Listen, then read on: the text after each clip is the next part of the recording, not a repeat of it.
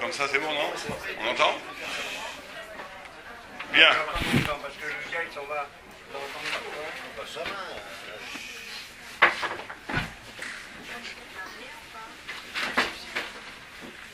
Bonsoir. Alors le retard, c'est l'avion qui avait du retard, c'est pas moi, donc je suis pour rien. Alors on va parler du Mashiach, je crois, c'est ça. Le Mashiach, c'est un sujet Le son est bon. Alors peut-être sans micro, c'est peut-être mieux, non? Avec le micro. Je prends les micros. Comme ça, c'est bon? Plus à l'aise. Hop là. Déjà. Qu'est-ce qu'ils ont fait? Est-ce que c'est... Tiens, donne celui-là, voir. Non, qu'est-ce qui va dedans? Prends la main déjà. Ça marche mieux comme ça? C'est pareil. On m'entend bien? Je ne vais pas le tenir bien. Oui, mais j'ai envie de tenir. Voilà, comme ça, c'est bon. On met devant le micro, il est sans fil. Non, comme ça, c'est pas parfait. Alors, on y va. C'est peut-être un peu trop près, là. Je recule un peu. Non. C'est bon, là? Ça va aller? Sûr? Moi, je crois que c'est bon. Donc, on va parler du Mashiach. Et on va essayer, en 1 heure de temps, de décrire d'après les Chazal, d'après nos sages. Il y a 3 dimensions. Il y en a plusieurs, mais on a choisi 3. Il y a la dimension historique, comment le Mashiach apparaît dans l'histoire. Il y a la dimension du Mashiach individuel. Chacun, la Géoula, la libération de force spirituelle intérieure. Le Mashiach, c'est aussi un mode d'emploi existentiel, c'est une façon d'exister. Et il y a une dimension du Mashiach cosmique, une dimension spirituelle dans le monde qui s'appelle le Mashiach. On peut rencontrer le Mashiach dans l'existence. Alors, la première dimension qui est la plus classique, c'est la notion historique. Tout le monde sait que le Mashiach, il y a un début, que le monde de la création, le moment de la création. Et le moment de la création, c'est un moment difficile, d'après la Torah et surtout la Kabbalah qui traite ce sujet, puisque il y a presque une contradiction, qu'on appelle une aporie, quelque chose de très difficile. Comment peut-il y avoir quelque chose d'autre plutôt que Dieu? Puisque Dieu étant absolu, omnipotent, la lumière de Dieu, ce qu'on appelle Or En Sof, était partout. Et le fait même qu'il y ait création pose problème aux sages d'Israël, dans la mesure où si Dieu crée quelque chose qui n'est pas lui, Keliechol Chas Shalom, ça peut remettre en cause l'absolu de Dieu, puisqu'il y a quelque chose qui n'est pas Dieu, Keliechol. C'est une question qui a beaucoup, presque torturé les sages, puisqu'ils ne voulaient pas dire tomber dans l'idolâtrie, en disant la création c'est le créateur c'est la création, qui est l'erreur de tous les idolâtres. Vous ne voulez pas tomber non plus dans le panthéisme, que tout est Dieu, Dieu préserve. Mais d'un autre côté, si on dit il y a créateur et création, il y a une dualité. Donc on dit que Dieu n'est pas tout, il n'est pas la création. Donc comment répondre à ça?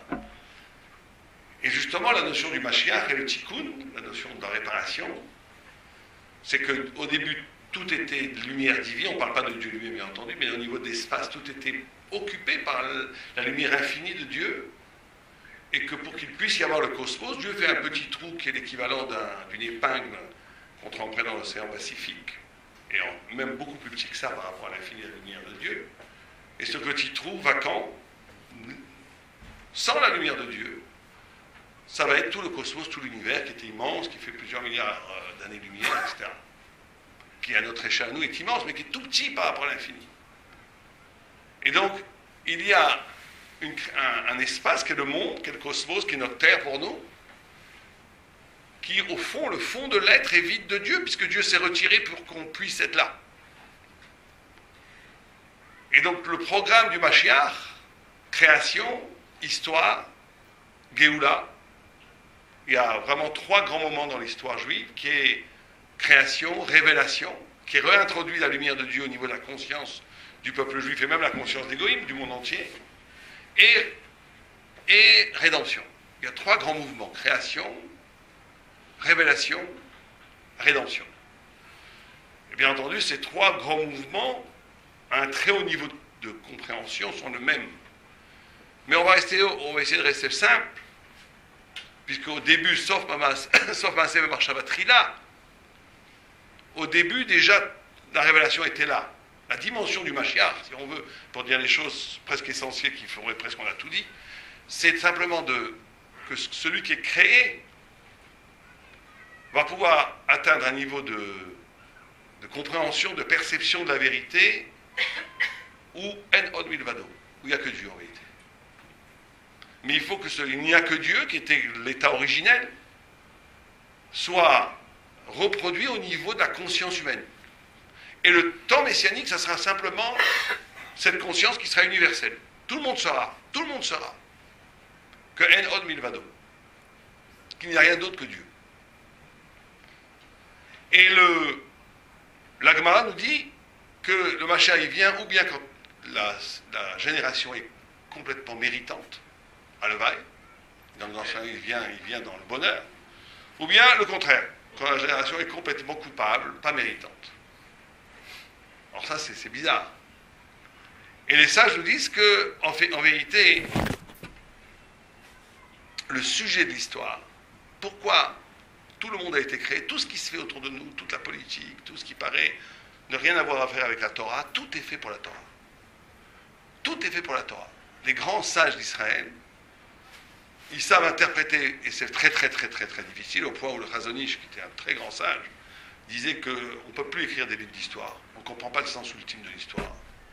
Mais on sait comme principe, on ne peut plus le décrypter aujourd'hui, mais on sait que tout événement a une signification messianique, a une signification thoraïque, n'a de sens que parce qu'elle participe de cette grande évolution du cosmos, de l'univers, de l'humanité, pour faire apparaître la lumière messianique à la fin. Et donc on va être tout le temps dans un jeu d'écran et d'essence. Plus on est intelligent, plus on voit l'essence, moins on est intelligent, plus on développe des logiques qui sont dans les corps, ce qu'on appelle, dans l'apparence, mais qui ne sont pas l'ultime raison de la chose. Et c'est pareil dans la vie de tous les jours. Dans la vie de tous les jours, une relation, un accident, même un bonheur, on peut être juste réactif, on peut juste être et rester au niveau premier de ce qui se passe, et d'être complètement instrumentalisé par l'écorce de ce qui se passe. Ou on peut traduire cet événement, au contraire, comme un signe divin. Et l'expérience messianique, c'est ça. C'est de comprendre que chaque événement, chaque rencontre, tout ce qui m'arrive, a une double dimension. Une première dimension qui a l'air comme ça banale, qui n'a pas de sens, ou qui a un sens éphémère, qui a un sens politique, économique, psychologique, tout ce que vous voulez, tous les hic. Mais le tzaddik, il sait que derrière ce qui se passe là, il y a autre chose. Quand Abraham Avinu est parti faire la guerre aux 4 rois pour libérer Lot, qui portait la graine du Mashiach en lui, n'importe quel journaliste qui aurait été à l'époque aurait vu dans cette guerre une guerre de pouvoir, une guerre économique. Il y avait sûrement des raisons objectives pour dire pourquoi il se faisait la guerre. Mais ce qui était en jeu, alors que personne ne pouvait le voir, puisque Lot, c'était même pas un tzaddik, c'était l'avenir messianique de l'humanité, mais qui n'était pas visible. Et là, on rentre vraiment dans quelque chose d'important, qui est comment est-ce qu'on vit. Sur quoi comment la vie s'articule autour de quoi?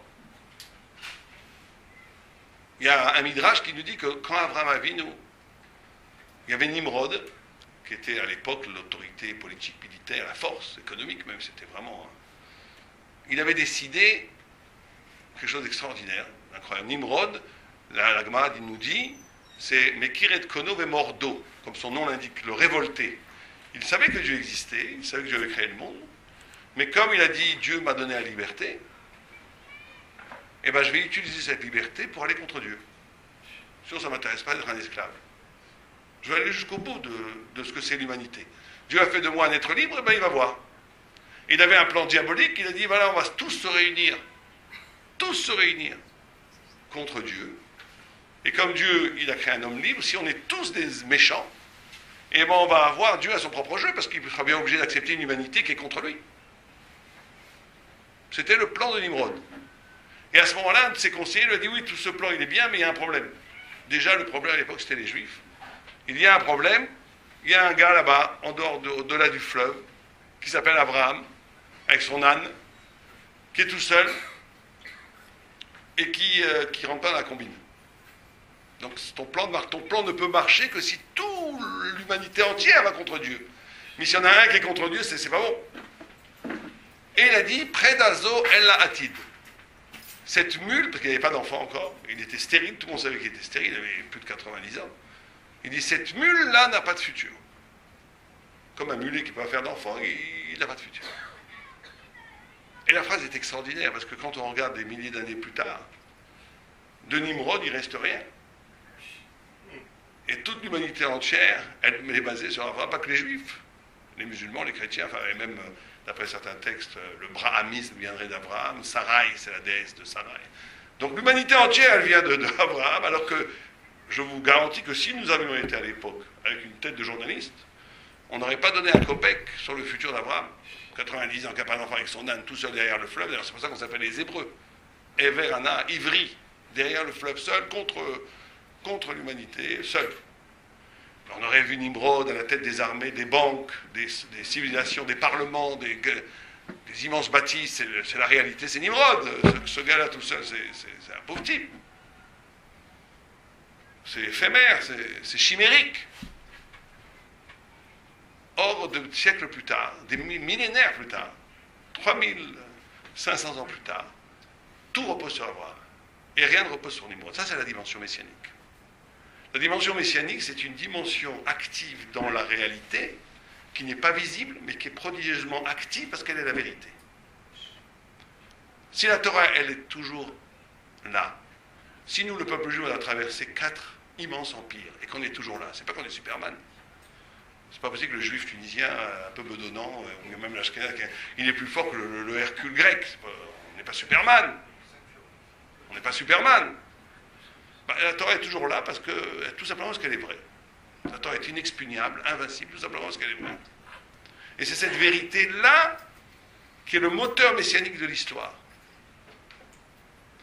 C'est-à-dire qu'il y a 2 formes d'universel, il y a 2 formes de vérité, entre guillemets.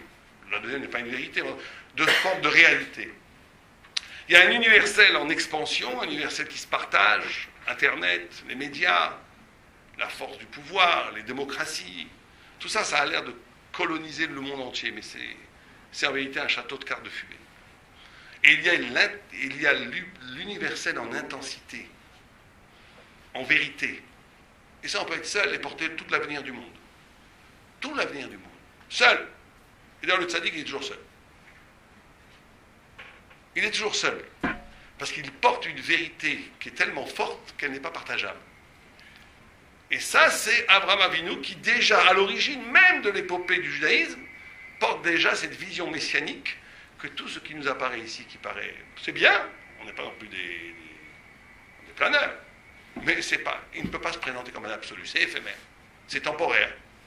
Ça obéit à des processus. Ce n'est pas l'absolu en soi.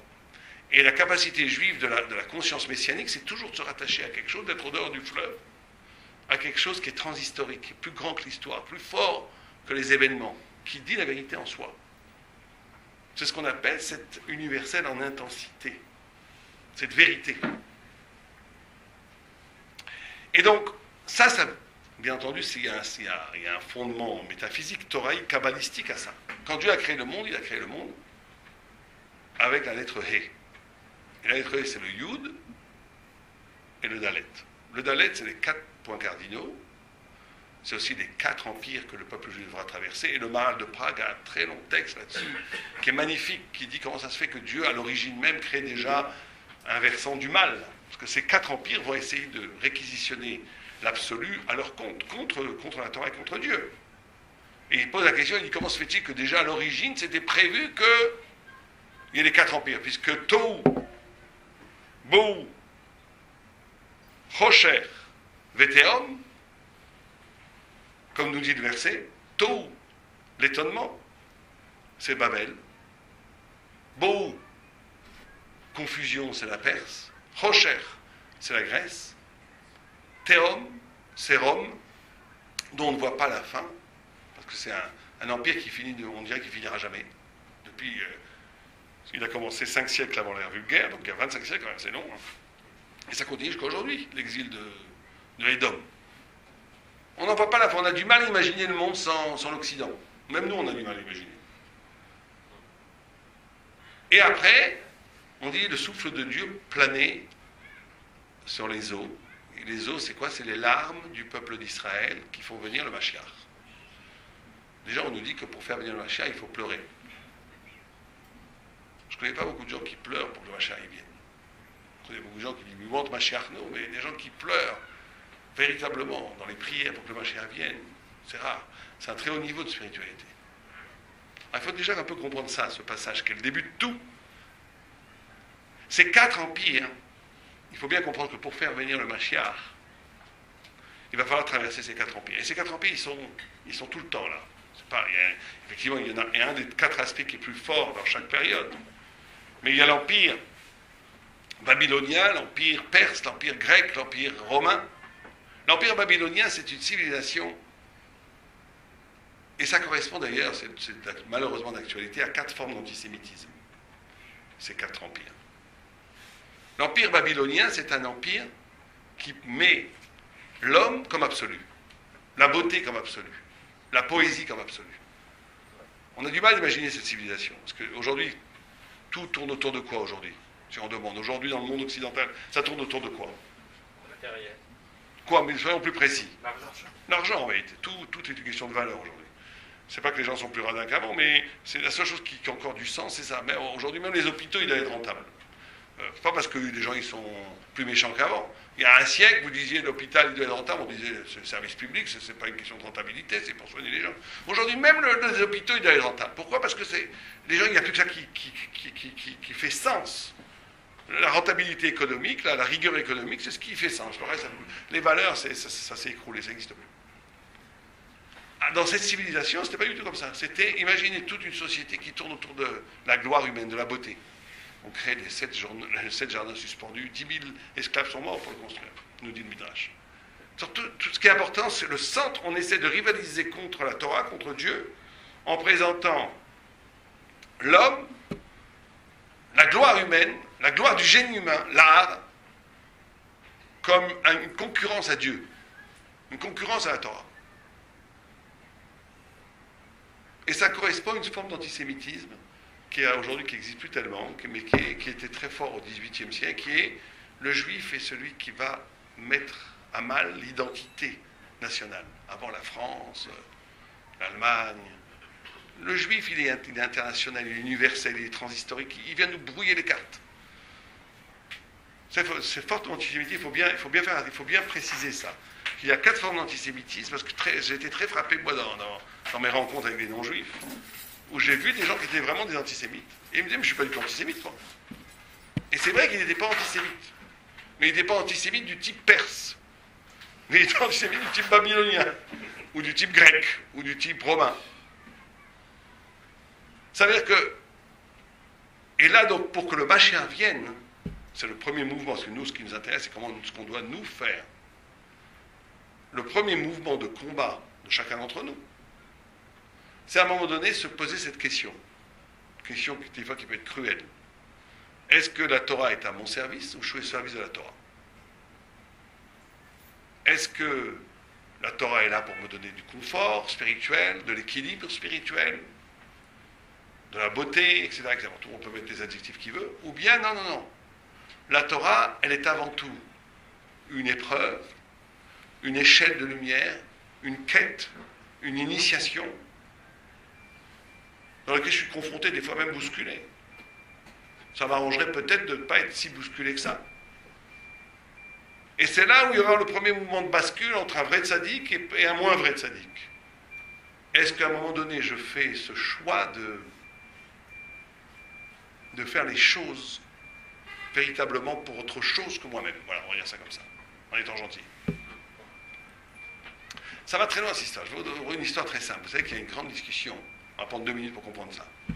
Grande discussion entre Maïmonide et Nachmanide. Est-ce que Dieu fait tout? Par exemple, si je prends cette feuille, je la lâche, elle va tomber. Vous êtes d'accord qu'elle va tomber? Vous êtes d'accord? Personne n'est d'accord? Ça tombe. Bon. Qui c'est qui a fait ça? C'est Dieu ou pas? Ou c'est la loi de la pesanteur? Qui c'est qui a fait ça? Rabbi Steve, qu'est-ce que t'en dis, toi? Toi qui es un grand scientifique. C'est Dieu qui a créé la loi de la pesanteur. C'est Dieu qui a créé. Donc c'est Dieu, il n'a même pas vu ça, il n'a rien fait. Il a juste fait la loi qui marche toute seule. Non, allez-y, il a dit. Interactif. Non, c'est pas l'homme il n'a pas fait la pesanteur. C'est ou Dieu ou la pesanteur, c'est un des deux, c'est pas l'homme. Bon, alors vous pouvez dire ce que vous voulez, c'est une discussion entre. Ah, qu'est-ce que vous dites, vous? Et toi, tu dis quoi? Non, pas du tout. C'est pas comme ça que c'est passé. Il y en a qui, par pudeur, veulent se montrer pas religieux, mais ils sont plus religieux que toi. C'est la même façon que quand on construit une voiture, tout sert dans la voiture, même s'il manque la clé, on ne peut pas démarrer la voiture. Donc Dieu a tout prévu, son système, même la pesanteur, pour que ça fonctionne. Ça, c'est sûr. Mais je vous demande une question plus précise. Ce mouvement-là, il est fait par Dieu ou pas? Ah oui, puisqu'ils ont tous son... Ou bien il a juste fait un système qui réalimente toutes les secondes, qui marche tout seul? C'est ça la discussion. Bon, vous pouvez dire les deux, je vous dis, les deux sont valables, puisque les deux sont les opinions d'un Maïmonide et d'un Nachmanide. Nachmanide, qui était un très grand rabbi du Moyen-Âge, en Espagne, dit tout celui qui croit en la nature n'a pas de part dans la Torah de Moïse. Et il dit de part. Et il n'y a pas de loi, il n'y a pas de nature, c'est du bidon tout ça. C'est comme si vous voyez une femme tous les matins qui va chercher du lait à traire sa vache. Imaginez, vous avez une maison, vous voyez une femme, tous les jours à 7 heures, elle va traire sa vache, depuis 40 ans. Donc vous dites, c'est une loi. Pas du tout. C'est la volonté de cette femme qui se reconduit depuis 40 ans tous les matins. Et bien Dieu, il n'y a pas de loi. Pour Nachmanide, Dieu, il a une volonté qui pour lui est une seconde, qui pour nous est des milliers d'années, de faire lever le soleil, la lune, mais cette volonté peut tout changer. La loi, c'est juste le masque de l'habitude qui fait qu'on croit qu'il y a une loi. Mais il n'y a pas de loi. C'est un moment de la volonté de Dieu qui fait qu'on croit qu'il y a des lois, mais il n'y a pas de loi pour Nachmanide. Et il dit les milliards de mouvements de papillons dans l'air, les milliards de mouvements de poissons dans l'eau, la chute d'une feuille d'un arbre et sa convolution d'une chute d'une feuille, tout est orchestré par Dieu. Et Dieu, il ne se fatigue pas puisqu'il est infini, donc c'est très facile pour lui, il fait tout. Vient Maïmonide, il dit il faut laisser tranquille le bon Dieu avec les papillons, les grenouilles, les poissons et les feuilles qui tombent des arbres. Dieu, il a fait rien du tout, il a fait une loi qui marche tout seul. Et tout le monde a attaqué Maïmonide en disant c'est un héritier, enfin Dieu préserve. Il a été influencé par Aristote et tout. Alors il est très profond, Maïmonide. Alors, Nachmanide, on comprend l'idée. C'est une idée très forte, en vérité, qu'il n'y a pas de loi, que tout est volonté de Dieu, et tout. Ce qui est vrai, sûrement. Mais Maïmonide, il n'est pas d'accord. Pourquoi? Parce que Maïmonide dit une chose très très importante pour nous, par rapport à ce première étape pour arriver au Mashiach, qui est de traverser l'épreuve babylonienne. Il dit une chose comme ça. Il repose la même question, pratiquement la même question que la feuille. Il pose dans son livre, dans Moré Nebuchim, c'est pas moi qui le dis, ça fait peut-être un peu rire, mais c'est ce qu'il dit. Il dit, imaginez que vous avez un moustique sur la babouche de Mustapha. Ça il dit. Et vous avez Mohamed en face de Mustapha qui crache un gros glavio. Et le gros glavio plane, schlac, tombe et tue le moustique. Est-ce que la mort tragique de ce moustique est voulue par Dieu?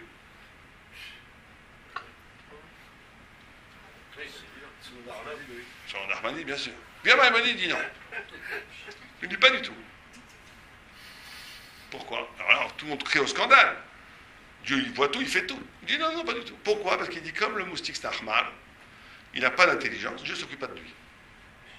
Et il dit une phrase qui peut faire frissonner. Il dit la providence, c'est-à-dire le miracle qui intervient dans ta vie, est proportionnel à l'intelligence. Je ne sais pas pourquoi il appelle ça l'intelligence, mais lui il appelle comme ça la chorma. Il dit si tu vis selon la nature, tu es comme le moustique. Tu es sous le mazal, Dieu il n'intervient pas dans ta vie. Il n'y a pas de providence, il n'y a pas d'ashgara. Tu vis dans la nature, Dieu n'intervient pas. Tu es sous le mazal. Il y a des gens qui ont un bon mazal, il y a des moitié mazal, il y en a qui ont des mauvais mazal, il y en a qui ont des bons mazal. Mais tu as le mazal, c'est tout. Tu es comme le moustique. Ça peut t'arriver d'être au mauvais endroit au mauvais moment. Excusez-moi, et comment à Kippour, alors dans le fila, on dit que les solaires, alors est-ce que les solaires l'âme, toute créature de Dieu? Toute créature de Dieu, bien sûr. C'est-à-dire même les mouches, les moustiques, ils sont jugés yomadim. C'est qu'ils existent. Oui, mais ils sont jugés collectivement. Pour Maïmonide, ils sont jugés collectivement, pas individuellement. Ashgara Klalit, la Maïmonide est d'accord. C'est pas Ashgara Pratit. C'est ça la discussion entre Maïmonide et Nachmanide. Est-ce que la Ashgara est tout le temps Pratit ou est-ce qu'il y a des niveaux d'Ashgara? Pour Maïmonide, il y a des niveaux de Esther Padim. Rambam, il pense que Dieu ne s'intéresse pas aux moustiques en tant qu'un moustique individu. Bon, c'est une affaire. La plupart, tous les Rishonim sont comme vous. Tous les Rishonim ont été contre le Rambam. Mais on va essayer d'expliquer le Rambam. Le Rambam, c'est une des facettes de la Torah. C'est pas rigolo du tout. Donc il dit, la nature, c'est propre. Dieu ne s'occupe pas quand tu restes dans la nature. C'est le mazal. C'est le mazal. C'est quoi de sortir de la nature? Dieu ne s'occupe de toi. Le miracle peut rentrer dans ta vie. Dieu peut intervenir dans ton existence que si tu t'arraches de la nature. Sinon, il n'y a rien du tout. Tu es sous le mazal. Il ne te regarde peut-être même pas. La Gemara, elle dit, comment se fait-il qu'il y a des gens qui prient et que Dieu ne répond pas? Elle dit, c'est comme un âne qui braie dans la grange, personne n'écoute. C'est cruel, parce que la Gemara dit ça. Elle ne prend pas le cheval ou le mouton bélan. Elle dit l'âne qui braie. Pourquoi? Parce que l'âne, c'est le chomer, c'est chamor. Celui qui est dans le chomer, Dieu n'écoute pas. Alors c'est quoi s'arracher à la nature pour que Dieu m'écoute? Comment est-ce qu'on fait? D'après vous? C'est le libre arbitre. Et comment on le fait vivre? C'est Comment on s'arrache de la nature? Il a donné le libre arbitre comme ça. Il a donné ce qu'il veut. On est d'accord, mais comment? Mais on peut être dans le libre arbitre peut être contaminé par des forces qui fait que tu crois que tu choisis rien du tout. Tu crois que tu choisis, tu fais ce que ta femme elle veut. Tu crois que tu choisis, tu fais ce que la télé elle veut. Tu crois que tu choisis, tu achètes la voiture parce qu'on t'a mis 5 photos, 3 pubs que tu achètes ça. Alors, le libre arbitre, il est contaminé, il faut arriver au libre arbitre. Donc comment est-ce qu'on s'arrache de la nature? Personne ne dit, là, vous dormez tous là, je crois que c'est moi qui t'ai dormi, c'est moi qui suis fatigué. Par la méditation? Je crois pas. Je vous dis tout à l'heure, la prière n'est pas écoutée. Celui qui est dans la nature, elle est pas écoutée. C'est marqué dans l'Amoël, c'est marqué. Quand on est en dehors de la terre d'Israël, on demande prière à Kadosh Baruch Hu, elle passe par les Mlachim la filtre, quand on est en France ou n'importe où. En Israël, c'est direct. Et après, s'il est bon, il a le srout, elle est acceptée, s'il n'est pas, elle n'est pas acceptée. Tandis qu'on est en Israël, quand on fait une file à Kadosh Baruch Hu, C'est direct. ça passe direct. Super. Alors quelqu'un a une réponse ou pas? Ou je donne la réponse? Hein? Pas forcément non plus. Malheureusement, je ne devrais pas dire ça ici. Il y a des gens qui jouent à la Torah, ils sont complètement dans la nature. Dans le social, dans le kavod, dans le vrai limoud. Ah, mais comment t'arrives au vrai limoud? C'est la même question. Ça, c'est déjà le deuxième niveau. Mais sur votre nef, Ouais, alors ça, allez plus loin. Très bien, mais allez plus loin. Ah, c'est très simple. Misirut nefesh, c'est vrai. Non, ça suffit pas la pratique des mitzvot, ça suffit pas. Bien sûr qu'il faut, c'est un c'est comment dire en mathématiques, en physique, nécessaire mais pas suffisant. Donc, la émouna, c'est quoi? Vous êtes trop général pour moi là. Vous êtes trop abstrait, trop spirituel. C'est quoi concrètement? C'est comme Abraham, c'est ce qui arrive. En se dépassant. Ce n'est pas ça, comment tu te dépasses? il touche Hachem. Moi, je vous dis ce que disent les commentateurs de il dit comme ça, il dit que l'essence du moussard, donc l'essence de s'arracher de la nature, c'est de ne pas être réactif. Ne pas être réactif. C'est bizarre comme définition. Non, ne pas être réactif. Regardez, si vous regardez quelqu'un méchamment pendant 2 minutes, regardez, faites l'expérience dans le métro. Il n'y a pas de métro ici, mais dans le bus. Regardez quelqu'un méchamment pendant 1 minute. Ne pas être réactif. Donc, si, par exemple, non mais c'est bon, si par exemple, vous êtes dans le bus ou dans le métro ou même pas, ou dans le café, vous regardez quelqu'un méchamment pendant 1 minute, il va vous regarder méchamment. Moi j'ai fait l'expérience après avoir lu le texte. Vous lui souriez vous lui souriez un vrai sourire pendant 2-3 minutes, il va vous sourire. C'est votre miroir, c'est votre miroir. C'est votre miroir. C'est votre miroir. Pourquoi? Parce que l'homme est biologiquement réactif. Frappez un chien, il vous mord. Donnez-lui un sucre, il vous lèche. C'est les nerfs. Tu es méchant avec moi, je suis méchant avec toi. Tu me dis pas bonjour, je te dis 3 fois pas bonjour. Donnant. Tu es gentil avec moi, je suis gentil avec toi. Toute l'histoire des nerfs, l'histoire de la ressentiment, l'histoire de... Ça, c'est l'animalité. Quand on vit comme ça, on est dans la nature. S'arracher de la nature, c'est de susciter, générer une pensée, une parole ou un acte dont la racine n'est pas la réaction biologique du rapport, et justement d'être dans un rapport vertical avec Dieu, avec l'injonction du bien. Je ne fais pas ça en tant que réaction. Je ne suis pas gentil parce que tu as été gentil. C'est pas donnant, avec sa femme. T'es gentil, je suis gentil. T'es pas gentil, je te fais la tête, je vais te faire la fête 3 fois plus. Ça, c'est de la nature, ça. Je vous donne un exemple très simple, que je donne souvent parce qu'il faut faire comprendre. Imaginez, vous avez passé une journée terrible, fatigante, le patron, tout ce que vous imaginez, tous les ennuis que vous avez. Vous rentrez chez vous, vous rêvez que d'une chose, prendre un bain, vous reposer, être tranquille, vous mettez de la musique, un petit thé, c'est le moment, on va au Hachem, Hachem, tu dis. Et à ce moment-là, au meilleur des moments, j'attends personne. Je vais à la porte, j'ouvre, Madame Cohen. Madame Cohen, elle n'a pas d'argent, elle n'a pas de relation. Elle n'est pas intelligente. Elle n'a qu'un problème, sa fille. Elle veut toujours me parler de sa fille, c'est une horreur. Elle ne peut rien m'apporter. J'ai une voix à l'intérieur de moi qui dit va rétro Satanas. Vous lui dites non, Madame Cohen, revenez demain. Vous avez le droit, c'est la nature. Mais dans ce cas-là, il ne faut rien espérer. Il y a une autre voix qui dit cette femme a besoin de moi. Elle a besoin de moi. Ou cet homme, si c'est un homme seul dans la maison pour respecter la halakha. Vous la rentrez, vous lui donnez un thé, vous lui parlez, elle vous parle pendant 1 minute, 2 minutes, 1 heure, elle ressort avec un sourire. Cet homme-là qui a fait ça, Dieu le sort de la nature, il devient un prince de Dieu, il devient un sujet de Dieu. À ce moment-là, tous les miracles sont possibles. Tous les miracles sont possibles. Mais quelqu'un qui va être juste donnant, tu es gentil avec moi, je suis gentil avec toi, je fais ce qui m'intéresse, et j'ai droit, très bien, t'as droit, mais t'es dans le bazar, n'espère rien de Dieu. Rien. Sauf si Dieu le sous ta botte, il fait des miracles, bon, d'accord. Mais ça, c'est comme gagner au loto. Tout est possible. Mais par contre, c'est garanti que quelqu'un qui fait quelque chose parce que c'est bien, parce que c'est l'injonction divine qui l'oblige à faire ça. Et s'il n'est pas réactif, il est soumis à la loi divine, à la lumière divine. Il devient un sujet divin, il devient un prince de Dieu, il s'arrache de la nature.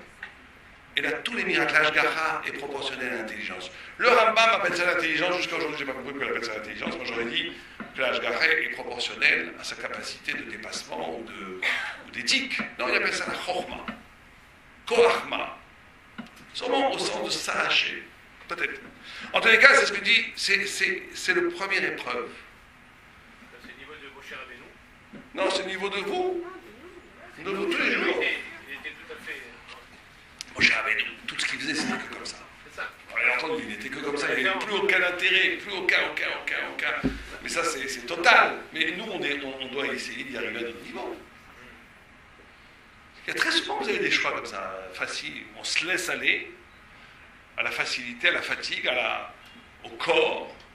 Ou bien on dit non. Il y a la plupart d'entre nous ont pris des fois des décisions, bon, Hachem, qui sont parce qu'il faut le faire. Ça m'embête, mais il faut le faire. Pas parce qu'il faut le faire, parce que c'est un genre... Là aussi, c'est compliqué. Je peux le dire, il faut le faire pour me donner du bien. Vraiment parce que je suis obligé de le faire. C'est aucun rapport avec moi. J'attends aucun retour. Ça, c'est la façon de combattre l'absolu humain. Sinon, on reste le centre de gravité, on reste le centre, on reste l'absolu, et Dieu, il est autour de nous. C'est moi le centre, et la périphérie, c'est la Torah et Dieu. Quand on est comme ça, on est dans l'exil de Babylone, qui est un écran au Mashiach. La première révélation du Mashiach, c'est ce basculement où le centre, c'est cette lumière divine qui a disparu. Et tout le monde a compris que c'est ça le projet du Mashiach, c'est de réintroduire la lumière divine qui a disparu. Et donc quand j'en fais une centralité de mon existence, et que moi je suis périphérique par rapport à la parole de Dieu, c'est la façon beaucoup plus efficace de faire rentrer cette lumière divine dans le halal apanouï, comme la Kabbalah l'appelle, beaucoup plus que les planantes, les prières criées au ciel, ou la méditation. Ça, c'est le premier travail à faire pour faire descendre la... Alors le deuxième, c'est la Perse. La Perse, l'Empire perse. Qu'est-ce qu'on fait dans l'Empire perse? Quelqu'un a lu la Megillah, qu'est-ce qu'ils font toute la journée, les Perses? Ils mangent. Ils font la fête. La Perse était une civilisation qui met dans l'absolu le corps. Plus la beauté, c'est beaucoup moins grand que Babylone. Il y a quand même quelque chose là, la gloire humaine, bon, il y a des grands génies artistiques. C'est un écran à Dieu, hein, parce que c'est eux. Mais il y a quand même quelque chose de divin, quand même. Alors que la Perse, c'est le corps. C'est le deuxième écran à faire sauter pour que le Mashiach vienne. Alors si je vous dis c'est quoi vivre de façon corporelle, qu'est-ce que vous me diriez? Ça c'est le deuxième antisémitisme le plus violent, c'est les Perses. Parce que le corps c'est la frustration. C'est l'antisémitisme perse, c'est l'antisémitisme où on voit toujours le juif comme la cause de tous ses manques. Pourquoi je ne mange pas bien à cause du juif? Pourquoi je réussis pas parce que le juif a pris ma place, etc. Tout ça, il est très présent dans l'antisémitisme. Et c'est le plus dangereux parce que c'est la violence du corps. C'est les nazis, c'est Haman, ils veulent te tuer, c'est cela. C'est pour ça qu'il y a des antisémites qui vous disent, moi je ne suis pas antisémite, ils veulent je ne veux pas te tuer. Mais du tout. Et c'est vrai. Mais ils sont comme le troisième peu aujourd'hui, beaucoup plus que comme le premier, mais on verra ce que c'est le troisième.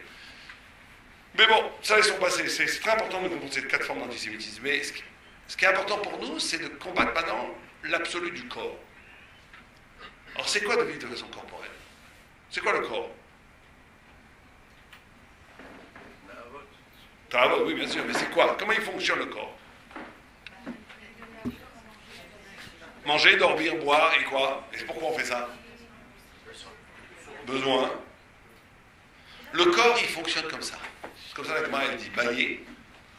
Le corps, il fonctionne de façon... C'est bon, je vais me servir, c'est bon. Non, vous ne fatiguez pas, merci beaucoup. Le corps, il fonctionne comme ça. Il fonctionne, il crée des manques et il comble des manques. C'est ça le corps. Tu fais des trous et tu combles le trou. Le fumeur, par exemple, il n'avait pas besoin de fumer avant. Il a créé un manque et hop, il comble le trou. Quand on s'occupe de jeunes couples qui viennent surveiller surtout dans les milieux religieux, très souvent les jeunes couples s'engueulent, se disputent. Et tu ne vois pas pourquoi. En vérité, pourquoi ils se disputent? Parce que comme ils n'ont rien à se dire, ils ont fait 3 chidours, ils sont mariés, pas tous, hein, une minorité. Ils n'ont rien à se dire, donc c'était très, très, très, très angoissant. Donc ils créent une dispute pour pouvoir se remettre ensemble. Ils font un trou, ils se remettent ensemble. C'est comme ça que ça c'est une façon corporelle de vivre. Il y en a qui sont encore plus vicieux. Ils s'engueulent avec leur femme pour être bien énervés, pour aller dans le balcon fumer la cigarette. Alors ils sont contents, ils remplissent le trou. Oui, on m'a dit que c'était Gad Elmaleh qui a dit ça. Mais je ne l'ai pas piqué à lui, je vous promets. C'est une vision pessimiste. Bien sûr que c'est pessimiste, c'est le corps. De vivre de façon corporelle, ça veut dire. Et ça, on rigole, mais c'est un des plus durs aussi à combattre. Parce qu'il y a des grands tzadikim, ils ont des problèmes avec le corps. Ils sont très fatigués. Ils mentent, ils veulent combler. Là, c'est comme ça, c'est normal. Le corps, il a besoin d'oublier un peu, de remplir. Alors, le deuxième, et donc là, ça c'est un niveau, le deuxième niveau de faire venir le Mashiach, c'est en métamorphosant son rapport au corps, son rapport aux nourritures en réalité. Et vous pouvez avoir 2 personnes, avec les mêmes papillotes, la même redingote, le même frac, le même chapeau, qui mangent le même steak frites, avec le même verre de vin. L'un, il est en train de vivre une expérience mystique fabuleuse, et l'autre, il est proche de l'animal. Et pourtant, nous, on voit que du feu, c'est les mêmes. C'est quoi la différence? C'est quoi la différence? La différence, elle est que dans la conscience. Dans ce qu'on appelle en hébreu la toda. La conscience. Quelqu'un, il va manger, il va se dire, il va avoir un choc jouissif dans la bouche. Ce choc jouissif, il peut le transférer en dire, mais qui c'est qui me donne cette jouissance? C'est Dieu.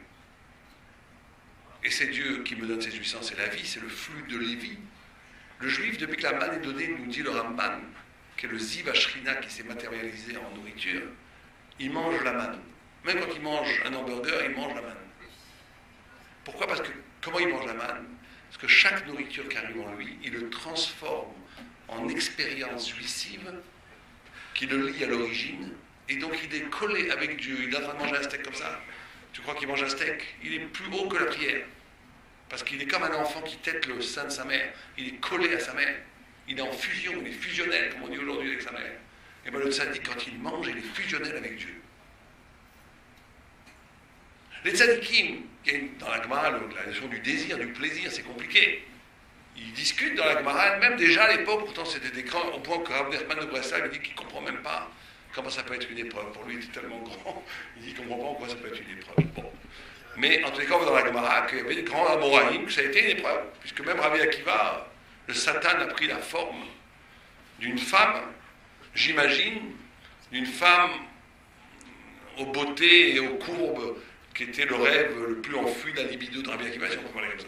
Et bien, il s'est mis de l'autre côté du fleuve, et Rabbi Akiva, il a sauté dans l'eau. Et il s'est remis en Satan, et il a dit, si t'étais pas Rabbi Akiva, je t'aurais tué. Donc même Rabbi Akiva. Hein. Mais en tous les cas, les Gemara, elles parlent. La Gemara et certains sages d'Israël parlent. Qu'est-ce qu'on fait avec le plaisir? Avec le désir? Avec le corps? L'un, il dit, quand je vois quelque chose, je crache. L'autre, il dit, je me retourne la tête. Et l'autre, il dit, pas du tout, moi, je regarde, ça ne fait rien du tout. Et les commentateurs, ils disent, mais ça veut dire qu'il n'est plus un homme. On va prendre un exemple, en vérité, c'est pas ça du tout. On va prendre un exemple plus politiquement correct. La nourriture. Un tzaddik, manger pour manger, ça ne l'intéresse pas. Je ne suis pas une bête, je ne suis pas une vache. C'est Shabbat. Elle ne va pas dire, oh, c'est Shabbat. Oh, j'ai pas envie de manger, alors... oui, mais c'est une mitzvah, alors je me force à manger la dame route, ou le gefilte fish, ou ce que vous voulez. Pas du tout, ça c'est pas bon non plus. On n'est pas des curés. C'est Shabbat, tous ses sens s'allument. C'est-à-dire que le tzaddik, il a branché en amont le métabolisme du corps, le désir du corps, à quelque chose qui fait sens. Si ça fait sens, si ça a une portée spirituelle infinie, alors le corps s'allume. Mais le corps est esclave de l'âme, pas l'âme esclave du corps. Le rachat, c'est le contraire. Enfin, le rachat. On va dire le rachat parce que c'est très très dur. Le mal, enfin le corps en tous les cas. C'est que lui, le moment où il mange, l'autre qui mange le steak, lui, il dit fichez-moi la paix, je vais longtemps. Et des fois, c'est normal, il est fatigué, il s'oublie dans la nourriture. Il comble un trou. Au point où il y a une histoire très triste, une fois, à Jérusalem, dans un cheder, où il y avait un rabbi qui a demandé aux enfants, qu'est-ce qui est la chose la plus importante pour ton fils, pour votre père, pardon. Alors là, il dit la tfila, l'autre il lève la main, il dit non, l'étude de la Torah, l'autre il dit la zdaka, et l'autre il dit non, le tchulent.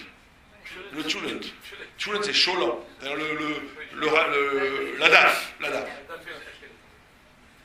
Et le rabbi il va donner une claque, il dit mais celui-là, son père c'est un grand Emtraham, son père. Il dit, ça prend de parler comme ça à ton père. Et il voit que le gamin il ne peut pas faire une blague, il est vraiment innocent, il dit des choses vraies. Il dit mais pourquoi tu dis ça de ton père? Qui est un rocher Shiva, qui est quelqu'un de bien, c'est un rocher Shiva. Il dit c'est très simple, mon père il étudie la Torah, il fait la Zdaka, je peux toujours l'embêter, lui il me répond. Quand il mange le tchoulin, il veut que personne l'embête. Donc l'enfant c'est une grande leçon pour le chinois. L'enfant il ne comprend pas les discours lénifiants et tout ça, il s'en fiche complètement. Il voit la vérité de comment tu agis, c'est ça qu'il voit. Il voit que quand tu manges, on ne peut pas t'embêter. Quand tu étudies la Gemara, on peut t'embêter, il a compris. Le plus important c'est le tchoulin.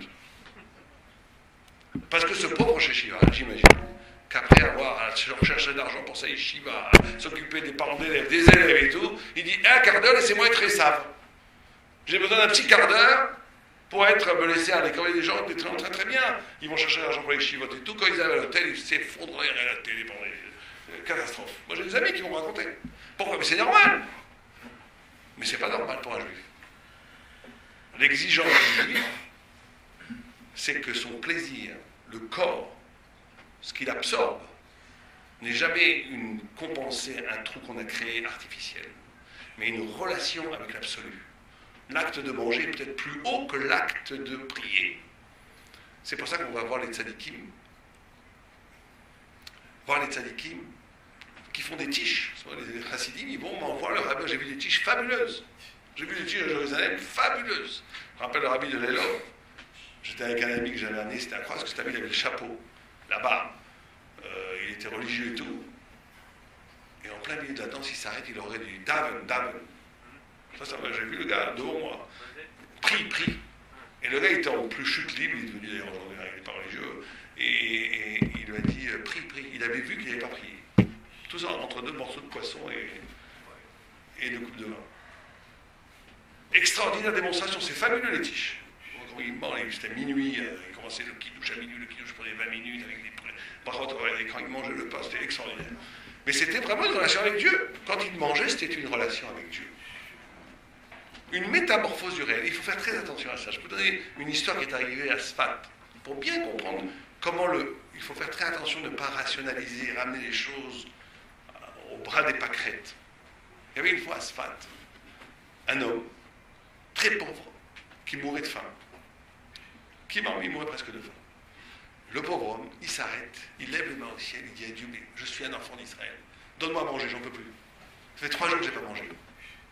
Et il prie de toutes ses forces. Bon, en face, il y avait un chamache, un bedeau, qui n'arrivait pas à avoir d'enfant. Et qui avait aussi des problèmes de parnassa. Il avait vu une ségoula, je ne sais pas, qu'il fallait faire des pains lechem apanim, ça mène à bracha. Donc il s'est fait 2 superbes pains. Il a demandé à sa femme, il dit, fais-moi, il était un sablé. Il a dit, fais à ma femme, fais-moi 2 super pains. Elle dit, pourquoi? C'est pas Shabbat. Fais-moi 2 super pains. Bon, il fait 2 chalotes magnifiques comme ça. Il prend ces 2 pains, il ouvre le Sefer Torah, il les donne à Dieu. Il ferme. L'autre qui est dehors, un quart d'heure après, il rentre. Il prie, j'ai faim. Et tout d'un coup, il a tellement faim qu'il ouvre le Sefer Torah. Oh! Il voit 2 pains magnifiques. Ah, je vous dis pas, il a fait des tchatchadei motzi, il a fait un Bertamazon dans le bain que nous on fait un Bertamazon comme ça, après ça. Le lendemain, il vient le chamache, il est tout tremblant, parce que Dieu a accepté mes pains. Parce que Dieu a accepté mes pains, donc il ouvre. Oh, il n'y a plus de pain. Il est comme un fou, il saute comme un kangourou, il est heureux, il va voir sa famille, il t'en fait pas avoir des enfants, c'est sûr, Dieu nous a exaucés. Un jour plus tard, le gars qui a faim, il a encore faim. Et l'autre, il ramène du pain tous les jours. Et comme ça, le truc, l'autre, il mange le pain, il dit que Dieu le nourrit, il croit que Dieu le nourrit. Il dit, à la force de la tfila. La tfila, c'est quand il m'apporte du pain dans le Sefer Torah. Et l'autre, il regarde la force de la Emouna. Je mets 2 pains, Dieu, il les prend. Et les 2, ils sont comme ça dans les rues de Sfat, ils planent. Ils ne marchent pas, ils planent. Ils sont beaux, ils sont tous souriants, ils sont même heureux comme c'est pas possible. Tout d'un coup, le rab, il voit la combine. Pourtant, c'était un rab grand. Il voit la combine, il voit le truc qui rentre le pain, il voit l'autre qui vient, il commence à dire. Il commence à dire. Il dit, ça va pas la tête. Il engueule le chamache, il engueule le schnorr. Il dit, vous croyez quoi, le Sefer Torah? C'est un kiosque, c'est un bar. Dehors. Et je vous interdis de faire ça. Le Harizal, qui était à l'époque, vous connaissez le Harizal, roi HaKodesh, il convoque ce rab. Et il lui dit, prépare ton testament, tu vas mourir cette nuit. Et quoi que tu fasses, rien ne l'aidera. Tu peux faire tchouva, tu peux faire les prières, tu peux faire la zdaka, rien n'aidera, tu mourras. Il dit, depuis la destruction du temple, il n'y avait pas un sacrifice qui avait fait un achat droit aussi grand à Dieu que ces 2-là. Et toi, tu es venu avec ta rationalité, tu as tout cassé. Vous comprenez le problème? Alors le rab, je comprends que le rab, il a dit, qu'est-ce que c'est cette histoire de mettre du pain dans le... Bon, on peut comprendre, imaginez-vous, vous avez une synagogue, on voit quelqu'un qui met du pain dans sa main, vous dites non, mais il faut réfléchir. C'est-à-dire qu'à des moments, il faut voir qu'au-delà du corps, que dans des événements matériels, et ça c'est la 2e dimension du Mashiach, pour faire venir le Mashiach. Il faut qu'on voit ta Perse. Quand on a le diktat du corps, le diktat des logiques corporelles, c'est l'écran du Mashiach. Le 3e mouvement, c'est la Grèce. Alors là, très compliqué la Grèce. Parce que la Grèce, c'est l'esprit. Non, la Grèce, c'est l'esprit. La Grèce, c'est la philosophie, c'est l'art. C'est le fait de réduire la spiritualité, réduire le monde à ta vision du monde. On compare la Grèce au rocher, aux ténèbres, à la panthère noire. Parce qu'imaginez que vous avez un immense territoire derrière vous, un immense territoire, et que vous avez un mur qui vous cache le territoire, et vous avez un petit trou, et vous aurez des petits trous, vous voyez un champ de 20 mètres carrés. Vous dites, pour moi, derrière ce mur, il n'y a qu'un champ. Je vois qu'un champ. Ça, c'est la Grèce. Ça, c'est la philosophie, ça, c'est la science. C'est pas que c'est mauvais. Mais encore une fois, tous ces choses, le corps, c'est pas mauvais. L'art, la poésie, c'est très beau, c'est très bien. Le problème dans la Bavel, Perse, Grèce, c'est qu'ils en font un absolu qui est une concurrence à la Torah, c'est ça qu'il faut bien comprendre. On n'a rien contre l'art, et même la beauté humaine, c'est très bien, on n'a rien contre le corps. On n'a rien contre la pensée, et même la pensée critique, à un moment donné, doit penser avec toi-même. Mais quand tu dis c'est ça, et tout ce que je ne vois pas n'existe pas, c'est Rocher. C'est Rocher. C'est Rocher. Et c'est la chutzpah de la panthère noire. C'est la panthère grecque. Dans le rêve de Daniel, c'est une panthère. Dans le rêve de Daniel, Babylone, c'est un aigle. Un lion aux ailes d'aigle qui monte très haut. C'est une civilisation extraordinaire, ça, en babylonienne. Extraordinaire. On a du mal à imaginer ce que c'était. Perse, c'était terrible. Les dames restaient 180 jours dans du lait pour avoir la peau douce. Même vous, vous ne le faites pas. Même la plus coquette d'entre vous ne le fait pas. 180 jours dans du lait pour avoir la peau douce. Vous vous rendez compte? Ils faisaient des festins, même le plus grand kiffeur tunisien, il ne fait pas ça, des festins de 180 jours. C'était le corps. Et la Grèce, c'est la pensée radicale que la raison, la vérité est subordonnée aux capacités cognitives de l'homme, c'est-à-dire aux capacités du psychisme humain. C'est moi qui décris ce qui est vrai. Et donc là, le bouleversement que le Mashiach, pour faire venir le Mashiach, c'est l'intelligence juive. L'intelligence juive, c'est toujours 3 mouvements. Tohu, Bohu, Yetzira. Tohu, c'est étonnement. Bohu, c'est confusion. Yetzira, c'est création.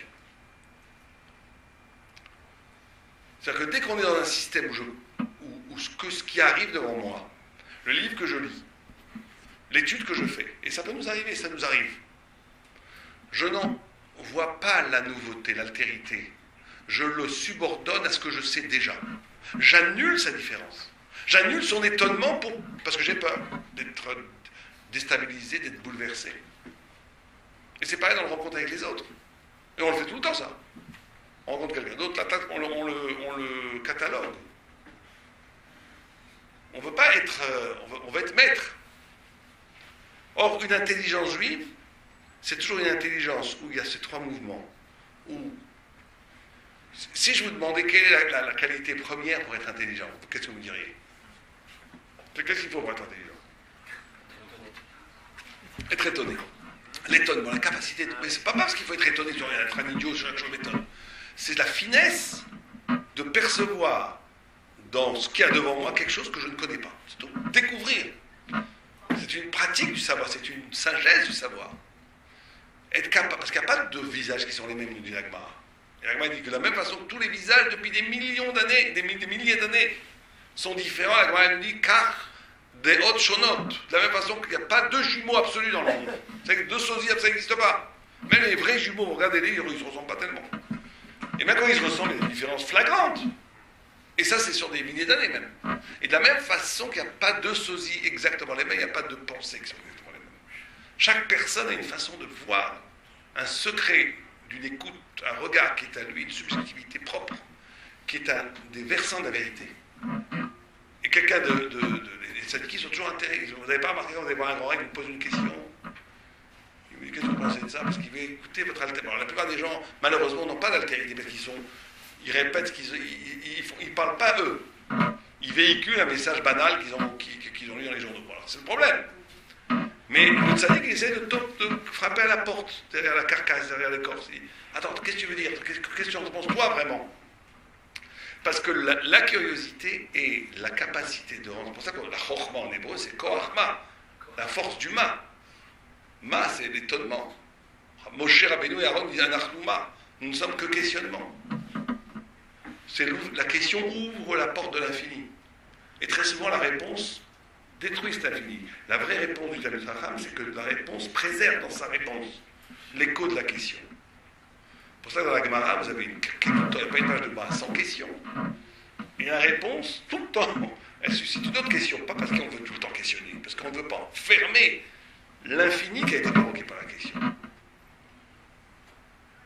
La question est plus grande que moi, donc elle m'ouvre à l'infini. Altérité, étonnement qui fait que c'est gênant, parce que ça me... C'est tôt beau, après c'est beau, parce que ça, je suis obligé de... Tout ce que je savais est remis en question, et donc ça fait un bilboul. Et donc après, il faut recréer tout un nouveau système de connaissances, avec ce nouvel élément que j'ai intégré. Et le tzaddik, il ne s'arrête jamais. C'est pour ça qu'il faut toujours étudier. Une fois, j'étais dans un colloque en hébreu ici, avec des chilodim, très sympa d'ailleurs, avec un professeur d'université et tout. Et je lui dis une idée, je ne me rappelle même plus ce que c'était, et je vois dans ses yeux, une petite étincelle, je vois qu'il est étonné. ne s'imaginait pas que la Torah puisse dire une chose pareille ou qu'un rabbin puisse dire une chose pareille. Je vois qu'il est étonné.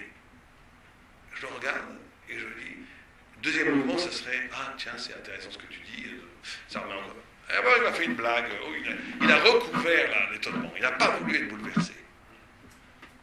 Et ça, je l'ai vu, j'ai vécu. J'ai vu dans ses yeux ce premier mouvement, cette étincelle dans les yeux d'étonnement, et après, blablabla. Bon, d'accord, j'ai compris, c'est qu'il voulait enterrer l'étonnement, parce qu'il ne voulait pas être bouleversé.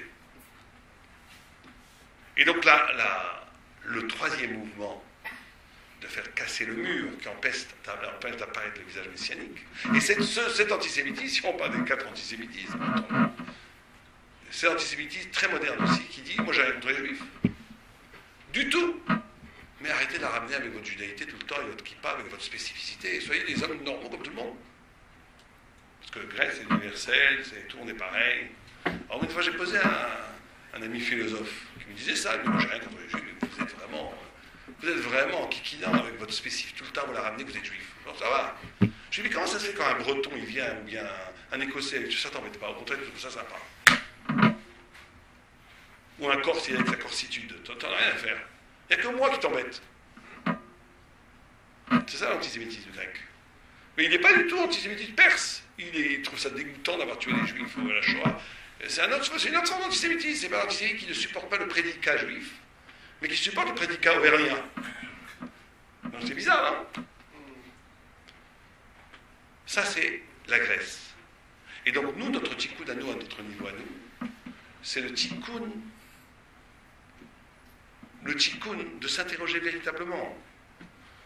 Est-ce que je suis intéressé par la vérité? Simple question. Est-ce que je suis véritablement intéressé d'être bouleversé par quelque chose qui va peut-être me changer? Parce que la Torah n'a de sens que si elle modifie l'homme. Une Torah qui ne te modifie pas, c'est pas une Torah. La Torah n'a de sens, tout le travail aussi du Mashiach, c'est que les premières tables de la loi qu'on a reçues, c'était les tables de la loi qui ont été la vérité, mais pas simplement la vérité. Dieu a transfiguré notre neshama, notre psychisme, nous a donné des kélim divins pour comprendre le texte divin. C'était ça les premières tables. Et quand on a fait la faute, au point que les gens se demandent comment on a pu fauter, puisque Dieu a donné... C'est quoi la différence entre les premières tables et les deuxièmes tables? C'est quoi? Quelqu'un sait la différence entre les deux ou pas? La première, c'est de Dieu, et les deuxièmes, Quand c'est Moïse qui a écrit les deuxièmes. Tout le monde dit ça, c'est marrant. Tout le monde dit ça, et c'est faux. Dieu a écrit les 2 tables de la loi. Oui, c'est vrai que la Torah vient de ces deuxièmes là. Mais non, mais encore une fois, pratique, dans le texte biblique, c'est quoi la différence? Il a amené des pierres. Oh, la différence, c'est le support. C'est que les premières tables de la loi, Dieu a donné, mesdames, un saphir, imaginez un diamant, comme ça peut-être c'est un diamant, un demi-mètre cube, immense, comme ça, un demi-mètre, une lama sur une lama, comme ça, de tous les côtés. Et il a écrit la parole, il a gravé la parole divine dedans. Les deuxièmes tables de la loi, il n'y avait rien. Dieu a été obligé, Moïse il a été obligé de prendre du rocher, je ne sais pas comment il a façonné le cube, est-ce qu'il avait un marteau, un burin, ou il a fait avec ses mains, j'en sais rien. Mais il a pris, il a levé vers le ciel, et Dieu a écrit la Torah. C'est la différence. Vous allez dire, qu'est-ce qu'on en fiche? C'est la même Torah, c'est les mêmes tables de la loi, c'est Dieu qui les a écrites. C'est que les premières tables de la loi, celles qui ont été données, c'est non seulement la vérité, mais le support de cette vérité. C'est-à-dire que ce que Dieu a donné dans les premières tables de la loi, c'est pas simplement... Tu peux être face à la vérité et ne rien comprendre. Tu peux écouter de la vérité et tu vas entendre rien du tout.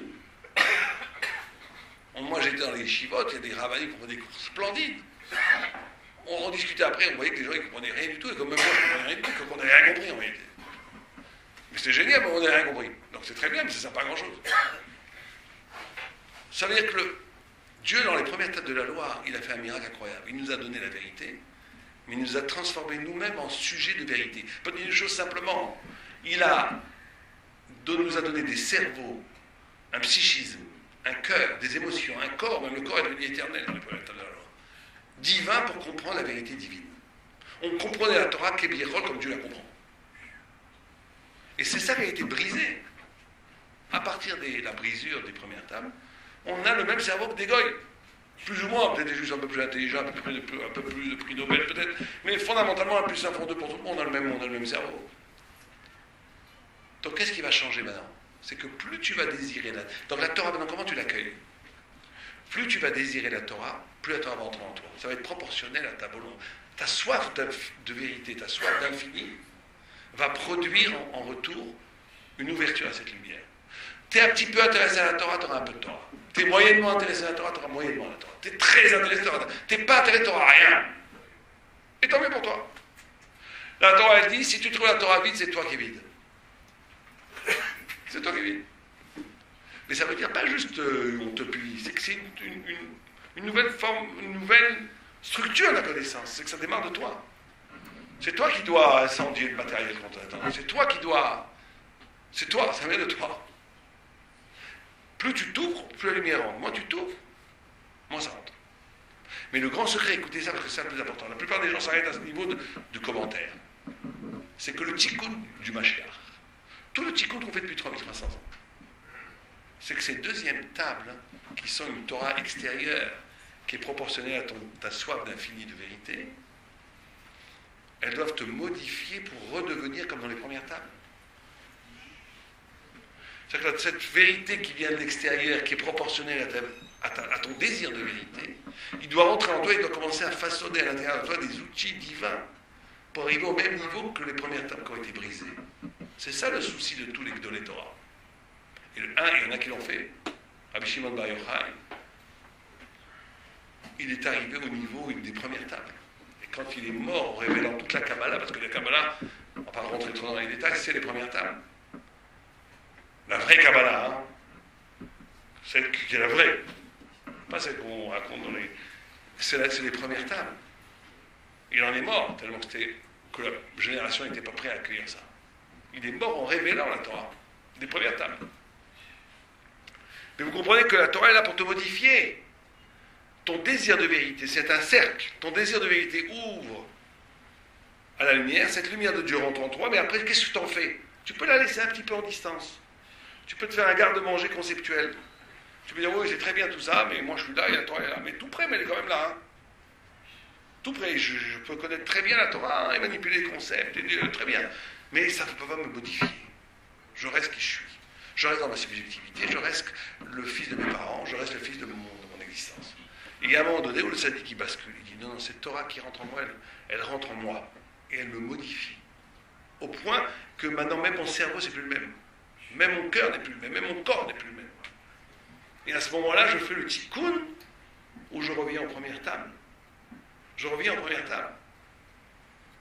Et certains sont arrivés, c'est d'ailleurs, bon, on n'a pas le temps aujourd'hui, mais c'est ça tout le problème. C'est ça qu'avait envisagé de faire Rabbi Akiva avec les 24 000 élèves, qui sont 12 fois 2000. 2000, c'est le minimum d'une tribu.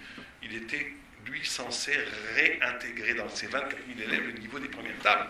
Et c'est pour ça qu'ils sont tous morts, parce qu'ils ne se sont pas donnés du kavod l'un à l'autre. C'est pas parce qu'ils ne se sont pas donnés du kavod, parce qu'en ne se donnant pas du kavod l'un à l'autre, ils ont montré qu'ils n'ont pas réussi à devenir eux-mêmes un Sefer Torah vivant.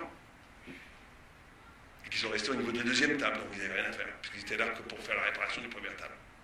Comme la Gemara dit, combien ils sont idiots les gens qui se lèvent devant un Sefer Torah et qui ne se lèvent pas devant un Talmud Chacham, qui est un Sefer Torah vivant.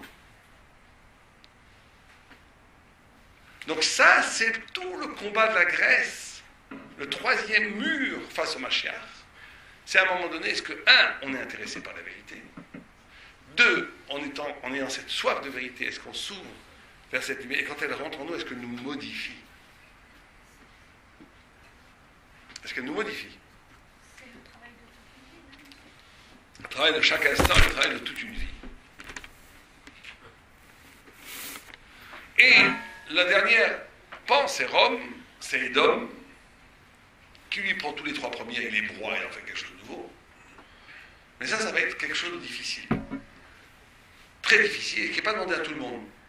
Peut-être pas à tout le monde, ou peut-être de façon très spéciale pour chacun, en tous les cas. Chacun doit... C'est pas évident que tout le monde puisse faire ça. Vous savez que quand Yaakov Avinu était sur son lit de mort, c'est la paracha 15, Vayechi, pardon, il a voulu révéler à ses enfants la fin des temps. Bien sûr, il n'a pas voulu simplement révéler la fin des temps, une date, comme tout le monde le croit. Il a voulu faire apparaître le Mashiach. Faire apparaître le Mashiach. Il avait une tradition que si tout le peuple juif est ensemble, si on est tous ensemble, on fait tous Shabbat ensemble. Il n'y a plus de marloquot, il n'y a plus droite, gauche, Faradi, Ashkenaz, allez savoir quoi, sioniste, pas sioniste. On est ensemble. On peut avoir des idées, mais on est ensemble. Comme cette main, c'est ma main, je ne peux pas aller contre elle, chaque juif est une partie de moi. Il y a le corps glorieux d'Israël, l'unité absolue. On ne peut pas couper son doigt, même s'il ne nous plaît pas. Et bien, si on est vraiment ensemble avec Dieu, le Mashiach vient tout de suite. Ça, c'est un doigt. Donc là, à l'époque, c'était plus facile, puisqu'il n'y avait que 13 juifs. Jacob et ses 2 enfants. Donc il s'est dit, on va être ensemble. Et le Mashiach, il va apparaître. Pas de Mashiach. Ça s'est fermé complètement. Pas de Mashiach. Donc Jacob, il dit, il n'y a pas de Mashiach, c'est qu'on n'est pas ensemble. C'est qu'il y a un d'entre vous qui ne croit pas en Dieu, ou qui fait la Vodazara, ou quelque chose comme ça. Qu'est-ce qu'il lui répond, les 12 enfants en même temps, d'une seule voix, qu'est-ce qu'ils disent? Qu'est-ce qu'ils disent? Shema Israël. Écoute Israël, Israël c'est le nom de Jacob. Hashem Elokeinu, Hashem Echad. C'est une des makor, des sources du Shema Israël. Shema Israël, c'est avant tout les enfants de Jacob qui appellent leur père Israël. Écoute Israël, on est tous avec Dieu. Dieu préserve. Pas un d'entre nous dans le cœur de la Vodazara. On est tous avec Dieu. Il répond, Baruch Shem Kevod Baruch Olam Bayit. Adkal le Midrash, qui est incompréhensible.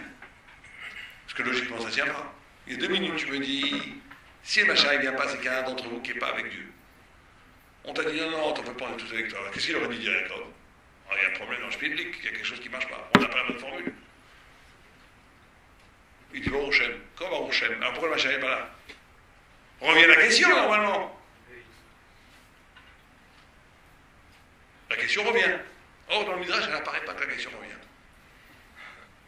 Alors, c'est quoi le secret de tout ça? Eh bien, il faut aller voir dans la halacha. Quand on dit Baruch Shem Kevod Malchuto L'Olam Vaed, on doit avoir 3 kavanotes. Peu de gens connaissent cette halacha. Qu'on doit avoir la même quand on dit Amen Yeh Shmei Rabbah dans le Kaddish. On va avoir une kavana qu'on attend le Mashiach. 2, qu'on est prêt à donner sa vie pour Dieu. 3, qu'on va vaincre Amalek. C'est-à-dire que Jacob, il a compris à ce moment-là. Il croyait au début que si on est contre nous, le Mashiach apparaît. Il a compris à ce moment-là. Et c'est vrai qu'il y a une autre dimension dans le Mashiach, qu'il va falloir traverser toute l'histoire, qu'il va falloir traverser tout Rome, tout Édom, et qu'on va être obligé de combattre toutes les fausses idéologies, tous les mensonges, à partir de la vérité de la Torah, pour faire triompher la vérité. Et que c'était une dimension du Mashiach qu'il n'avait pas envisagée. Ça, c'est le 4e exil. C'est très dur. Parce que étudier la Torah, être dans la Torah, c'est d'être capable de dire la vérité, mais de dire aussi la vérité du mensonge. Si on n'est pas capable de dire pourquoi le marxisme c'est du mensonge, pourquoi le fascisme c'est du mensonge, ça c'est facile, pourquoi le communisme, le capitalisme c'est du mensonge, pourquoi, si on n'est pas capable de façon thoraïque à dénoncer le mensonge qu'il y a dans chaque chose qui se détache de la Torah, il manque dans le fait de bâtir la vie du Mashiach. Et d'ailleurs c'était depuis l'origine, quand Dieu il a voulu donner la vérité au peuple juif, la Torah, les anges ont dit à Dieu, pourquoi tu méprises ton sceptre? Ton sceptre, c'est la vérité, pourquoi tu donnes ça aux hommes? Il va être piétiné, la vérité va être piétinée, elle va être bafouée, ne la donne pas aux hommes. Et Dieu il dit, prends la vérité, il la jette sur terre. Et il dit, Emet, Miretz, Tismach, que la vérité croisse de la terre. Croisse, la notion de végétale. Quand vous jetez des graines dans le sol, elles pourrissent. Mais quand vous jetez des graines dans le sol, tout bon agriculteur, il espère récupérer plus que ce qu'il a mis. Tu ne vas pas mettre 100 kg de graines pour récupérer 100 kg de graines. Tu mets 100 kg de graines pour récupérer 100 000 kg. Donc la vérité ici, quand vous écrivez, vous avez peut-être une feuille, quelqu'un, bon. quand vous écrivez, bon, vous le ferez chez vous, écrivez Emet.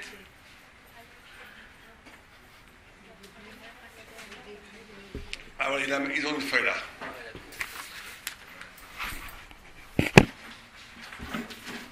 Bon, on n'aura pas le temps de finir là, tout le truc, on fera une deuxième séance plus tard, parce que je vois qu'il est très tard déjà. Mais regardez, là c'est que la première partie des 3, hein. Il reste 2 parties, donc il reste encore 2 heures. Donc on fera ça plus tard. Regardez, si je le fais, Emet. On est là encore. Mi-Eretz.